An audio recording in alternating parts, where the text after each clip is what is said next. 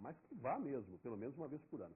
Associada a essa terapêutica de reposição hormonal, que a gente já discutiu, que vai ser decidida pelo seu ginecologista com você, e escolheu então a melhor terapêutica, a melhor medicação, você tem que associar a essa medicação, na verdade é um tripé, você tem que associar a essa medicação escolhida por você e por seu ginecologista com uma dieta adequada, rica em cálcio, óleos de soja e derivados de cálcio, não evitando gordura, açúcar, gordura de qualquer espécie, e exercício. Esse é o tripé. Esse é o tripé. Então, exercício, uma dieta balanceada e a terapia de reposição hormonal. Exatamente. Eu posso ter a pretensão aqui, até usar essa palavra pretensão, de dizer o quarto, que eu acho que é muito importante, que não se deveria ter em idade nenhuma, mas não fumar. Perfeito.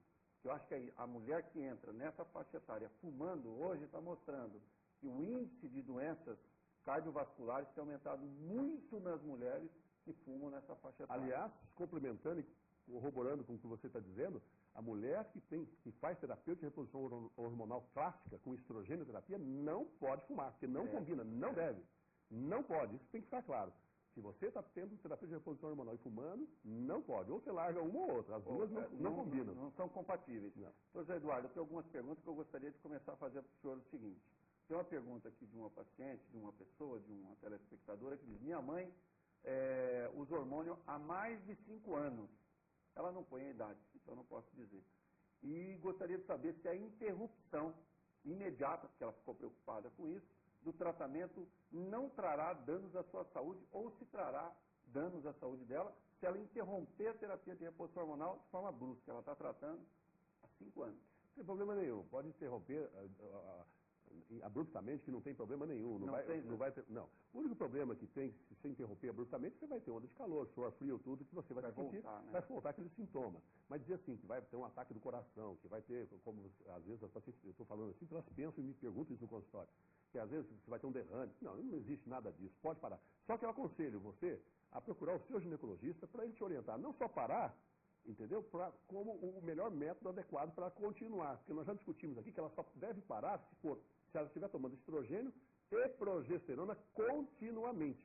Ele pode ser que ele continue com o estrogênio, como ela tem útero, e pode ser que ele fale, você vai continuar com a progesterona, mas não continuamente, você vai tomar 15 dias por mês, ou cada 2 meses, ou cada 3 meses, para menstruar de vez em quando, para não dar o câncer no útero também. Entendeu? Então, essa associação, essa fórmula, é só você com o seu ginecologista que tem que saber, porque o tratamento da TRH deve ser individualizado, essa que é a palavra correta. Ele deve ser individualizado, não só, e é uma tendência, não só de individualização, Pérez, como também de baixa dosagem. A tendência mundial, a gente pode ver nesse de usar hormônios de baixa dosagem. Baixa dosagem, quanto mais precocemente, melhor. Ou seja, para o seu corpo já ir, nesse estudo, a mulher com 45 anos, nós vimos que ela diminui a produção. Aí esse estudo, então, entrou com 50, que ela já não tinha o hormônio. Então você forçou o rejuvenescimento da célula. Vocês estão captando? Então o ideal seria fazer o seguinte, seria você não deixar o seu organismo passar aqueles anos sem o hormônio. Você manter, bem no início você mantém com baixa dosagem. Essa é a tendência mundial hoje nos estudos modernos. E vocês me perdoem, eu estou passando aqui para vocês os últimos resultados das últimas pesquisas, dos últimos trabalhos. É importante, mas... Lembrando que vocês que a medicina é feita de verdades transitórias.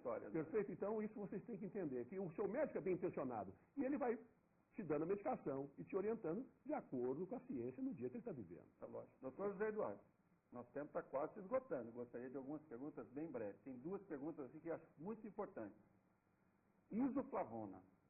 Me fala da isoflavona. É a mesma coisa que usar um hormônio natural, um estrogênio, uma progesterona? Quais os benefícios ou se tem algum malefício a isoflavona? Rapidamente. Rapidamente. Isoflavona não é hormônio, é um derivado da soja, perfeito? Que ele simula os efeitos do hormônio estrogênio, então ele tem o seu benefício, tem a sua indicação. Só que é muito pouco potente, é fraco, e ele deve ser usado assim no período mais adiantado da vida, não no início. Você tem 45 anos, não adianta você tomar, que você não vai parar com sintomas de menopausa. Não para. Então, em outras palavras, é uma substância, não é um hormônio que simula o efeito estrogênio e ele é muito leve. Ou seja, é para casos de mais idade. Mas então, só recomenda de vez em quando. Sim, claro. Inclusive eu uso em casos selecionados. Terapia de reposição hormonal, uma pergunta muito interessante. Engorda? Não. na verdade, o que engorda é a falta do hormônio. Se você tiver, eu vou pode estar te chocando com essa afirmação, mas você vai entender o que eu estou falando. Quem tem mais hormônio? Você com 50 anos que está me assistindo ou a sua filha que tem 14 anos? É lógico que a sua filha que tem 14 anos que tem mais hormônio. E quem que tem o corpo mais bonito? A sua filha, com certeza. Desculpe, não te conheço, mas provavelmente a sua filha. Em termos gerais, é assim. Mas as mulheres estão, a doutora Jucimar falou semana passada aqui, não foi, cara? Porque elas estão ficando mais bonitas, né? Com certeza. Hoje a mulher está usando o exercício físico, não fumando, tomando terapia de reposição hormonal. A tendência é a seguinte, a tendência é que com a idade, com a falta de hormônio, o corpo, a gordura estruturalizando no abdômen e quadril. Ou seja, você vai se olhando no espelho e vai vendo que você está ficando com a conformação de uma maçã. Ao passo que sua filha tem conformação de uma pera. Então, você tomando a terapêutica de reposição hormonal, você continua com essa conformação de pera e não a conformação de maçã que acomete a maioria das mulheres que não fazem terapêutica de reposição hormonal. Então, a terapia de reposição hormonal, para nós aqui sintetizarmos, doutor Zé Eduardo, ela é benéfica para a mulher. Quando você recomenda, quando bem indicado. Quando bem indicada, no momento correto e com a dose correta.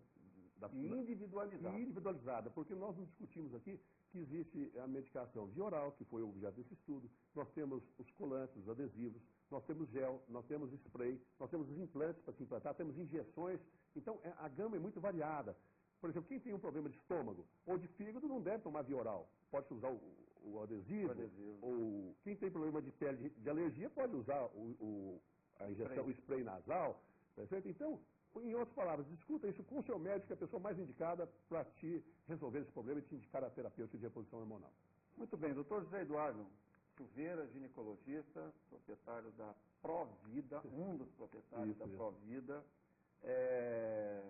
deu esse resumo a vocês todas e principalmente hoje tentou esclarecer sobre terapia de reposição hormonal. Muito ainda deixamos de falar, mas nosso tempo é limitado. Já fica aqui o convite para o Dr. Zé Eduardo voltar outras vezes para nós continuarmos essa conversa e tentando esclarecer a todos a importância da terapia de reposição hormonal. Eu que agradeço pela atenção, a oportunidade de estar com vocês e estou sempre à disposição. Muito obrigado. Muito obrigado mais uma vez, Dr. Zé Eduardo, e já retornamos em 1 minuto com o nosso programa Câmera Aberta Saúde.